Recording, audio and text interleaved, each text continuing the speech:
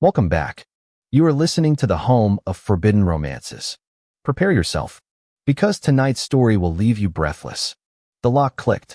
Not the sharp, metallic snap of a key turning, but the faint, scraping whisper of a tension tool sliding against tumblers. Inside the darkened apartment, Rin stopped breathing. He stood perfectly still in the center of his living room, a silhouette carved from shadow and paranoia. The blood dripping from his side had already pooled on the hardwood floor, a sticky, revealing map of his weakness. But he ignored the searing pain. He raised the suppressed Glock, aiming it squarely at the door. He didn't tremble. He was a creature of precision, a ghost in the underworld of Seoul, and ghosts did not shake. But the man on the other side of that door, the man picking his lock at 3 a.m., wasn't an assassin. It was worse. It was his neighbor. The door handle turned, agonizingly slow. Rin tightened his grip on the trigger. He had spent 6 months living next to Seo-jun. 6 months of polite nods in the hallway. 6 months of ignoring the burning, analytical gaze that Seo-jun fixed on him every time they shared the elevator. Rin knew Seo-jun was a profiler for the Violent Crimes Division. He had smelled the cheap station coffee and the scent of autopsy fluid on him a dozen times. Rin was a hitman, a cleaner for the syndicates. They were natural enemies, separated by 8 inches of concrete and a social contract that was about to be shattered. The door creaked open. A beam of light from the hallway cut through the gloom, illuminating dust motes dancing in the stagnant air. "I know you're in there, Run." Seo-jun's voice was calm, terrifyingly steady. "And I know you're bleeding." I could smell the iron from the hallway. Rin didn't lower the gun. "Step inside, detective, and you won't live to file the report." Seo-jun stepped into the apartment. He wasn't wearing his badge or his service weapon.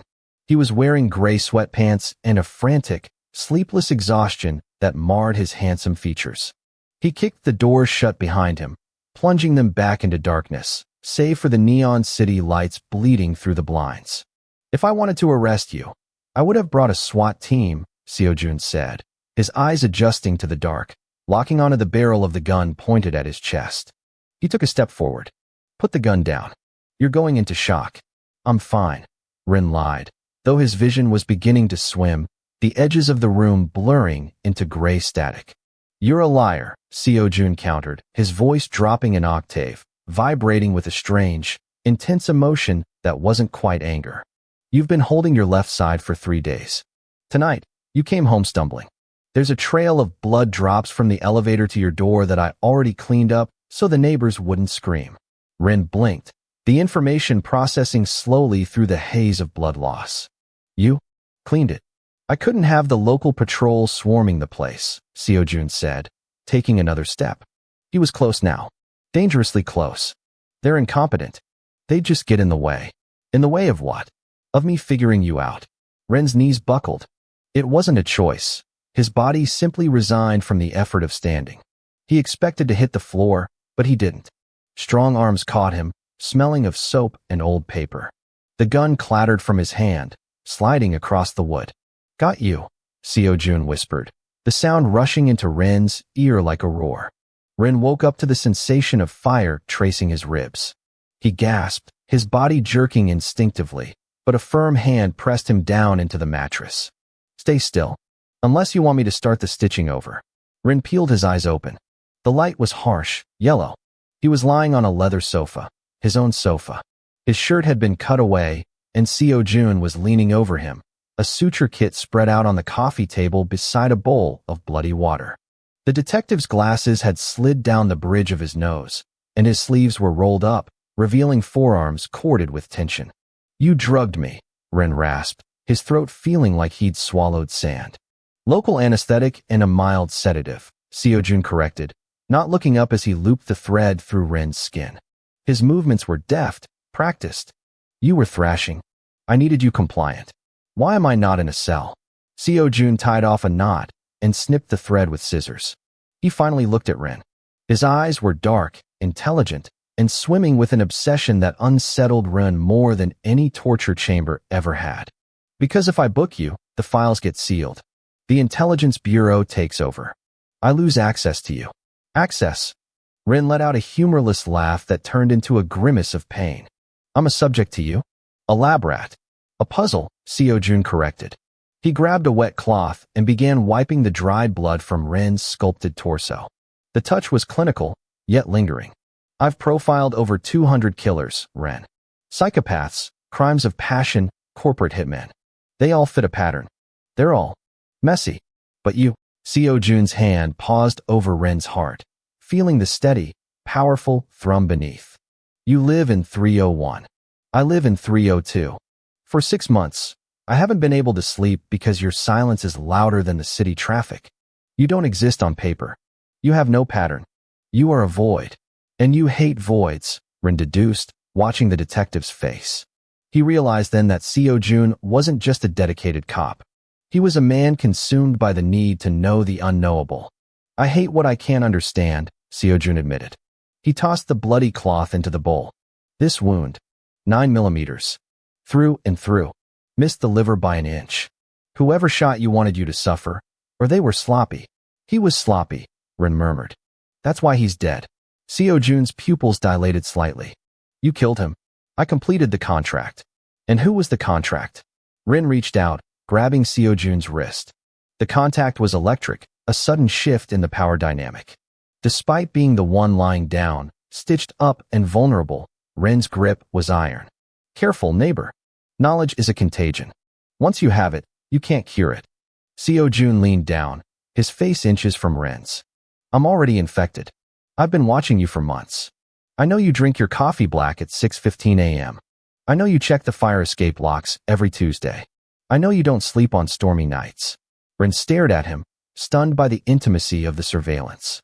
You're a stalker with a badge. I'm a man who recognized a predator living next door, Seo-jun whispered. And I wanted to see if he would bite. I bite, Ren warned, his voice low. Good. The moment was shattered by the sound of glass breaking. Not in this room, but from the hallway. Ren's eyes snapped to the door. Lights. Now. Seo-jun didn't argue. He reached over and killed the lamp, plunging the apartment into darkness.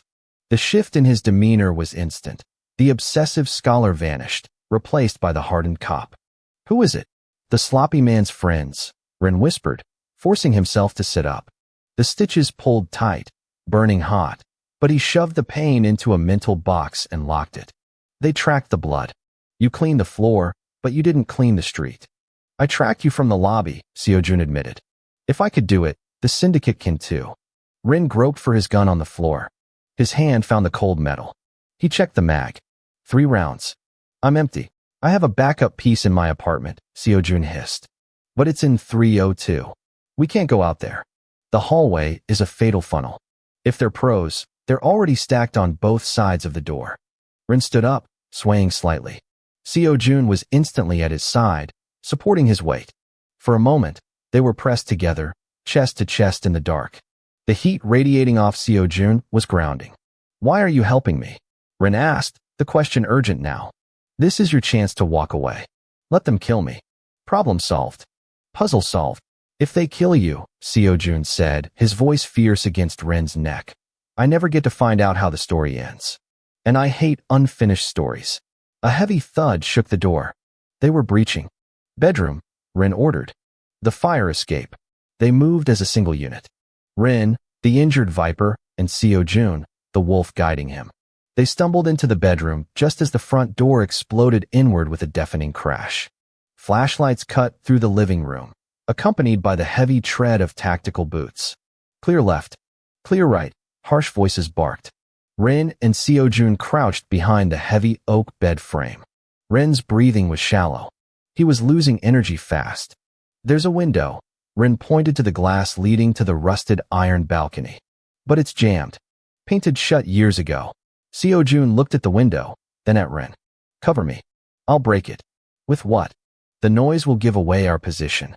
They already know we're here, Seo-jun said. He grabbed a heavy bronze statue from Ren's dresser, a decorative piece Ren had never looked at twice. On 3. 1. Ren leveled his pistol at the bedroom door. 2. The footsteps were in the hallway now. 3. Seo-jun hurled the statue. The glass shattered with a catastrophic crash. Simultaneously, a figure appeared in the doorway. Ren fired. Asterisk bang. Bang. Asterisk 2 shots, center mass. The figure dropped. Go, Rin shouted. Seo-jun scrambled out onto the fire escape. The cold night air of Seoul rushed in, biting and sharp. He turned back, reaching a hand out for Rin. Rin moved to follow, but a second gunman rounded the corner, spraying automatic fire into the room. Plaster exploded from the walls. Rin dove to the floor, pinned. Run! Seo-jun screamed from the balcony. Get out of here! Rin roared back, firing his last round blindly to keep the gunman's head down. The slide of his Glock locked back. Empty. He was done.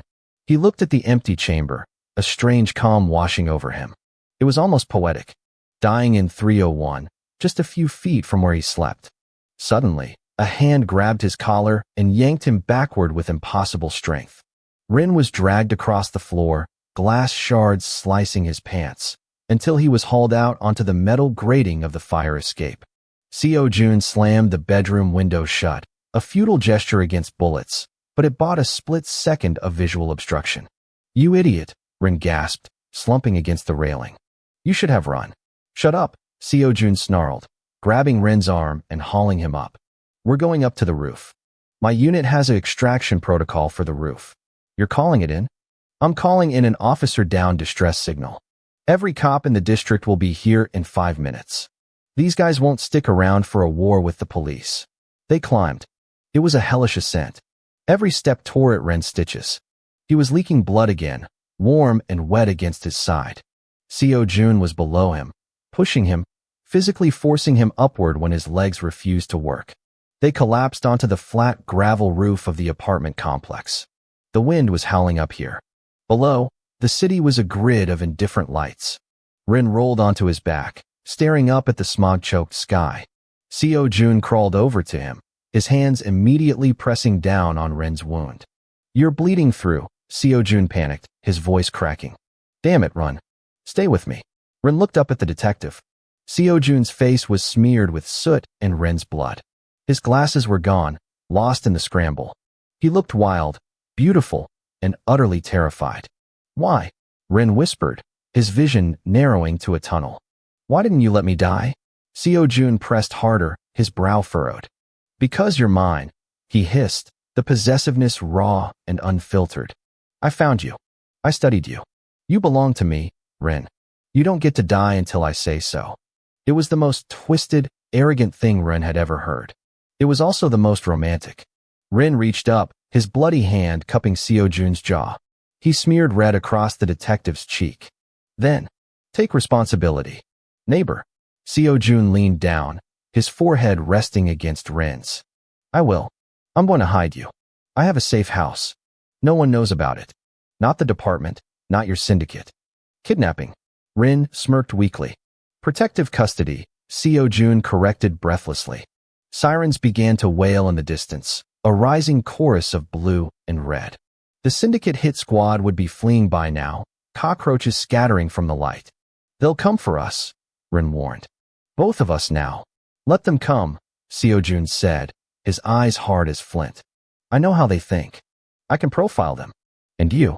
He looked at Ren's hands, the hands of a killer. You know how to end them. A cop and a killer, Rin mused, his consciousness fading, but his anchor to reality firm in Seo-jun's grip. We're a cliché. We're a tragedy waiting to happen, Seo-jun whispered, brushing a strand of hair from Rin's sweaty forehead. But tonight, we survive. Rin closed his eyes, surrendering to the darkness. But for the first time in his life, he wasn't falling into the abyss alone.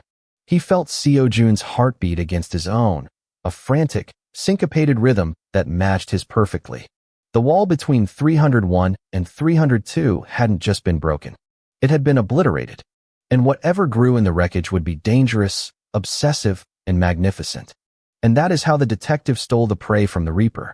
If you enjoyed seeing Seo-jun cross the line between justice and obsession, destroy that like button. And tell me in the comments, would you save the monster living next door if you were the only one who truly understood him? I'll be reading your answers. Subscribe for the next chapter. Until then, prompt image. Prompt. Masterpiece, best quality, high-res, 1.2. Korean manhwa style, semi-realistic, digital art. 2 men, BL, Yaoi, Man 1. Rin, Hitman, black hair, Sharp jawline, unbuttoned white shirt stained with blood, visible bandage on ribs, lying on rooftop gravel, looking up with weak smirk. Man 2, Co June, detective, brown hair messy from wind, wearing gray sweatpants and tight t-shirt. Frantic expression, kneeling over man 1, pressing hand on wound, intensity in eyes. Background is night city. Skyline of Seoul, neon lights in distance, cold blue moonlight, dramatic shadows, cinematic angle from above, emotional atmosphere, detailed textures.